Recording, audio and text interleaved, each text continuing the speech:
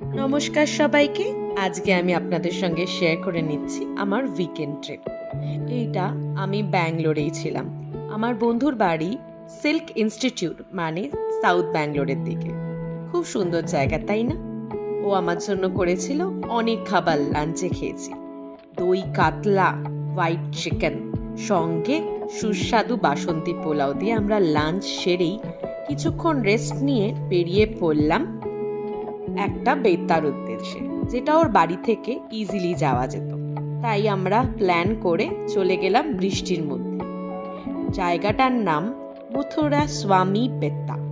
জায়গাটা খুব সুন্দর এবং গাড়িটা অনেক দূরে যায়।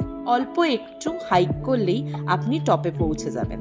যারা ব্যাঙ্গালোরের নিয়ার বাই জায়গায় থাকেন তারা এই জায়গাটা ডিসকভার করতে পারেন। খুব সুন্দর, নিরিবিলি এবং বৃষ্টিতে অপূর্ব সুন্দর জায়গাটা। এখানে একটা মন্দির আছে, মেনলি রাম এবং হনুমানজির স্ট্যাচু আছে। দেখতেই পাচ্ছেন টপে এই দুটো স্ট্যাচু আছে এবং জায়গাটা খুব সুন্দর। অনেকগুলো পাহাড় আপনি এখানে লোকেট করতে পারবেন। নামার সময় জায়গাটা অনেক স্টিপ থাকায় আমি একটা ছোট্ট গ্লিপিংস নিয়েছিলাম। সবাই আমরা ভয় পাচ্ছিলাম, কিন্তু জায়গাটা খুব সুন্দর এবং বৃষ্টি হওয়াতে আরো সবুজ হয়ে গেছিল। বিকালে ফিরে ব্যাস খাওয়া দাওয়া শুরু।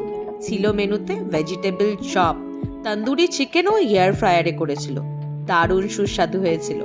আর ছিল নাগেটস। রাতে ডিনারও ছিল, বাট আমরা ওটা ক্যাপচার করতে ভুলে গেছি।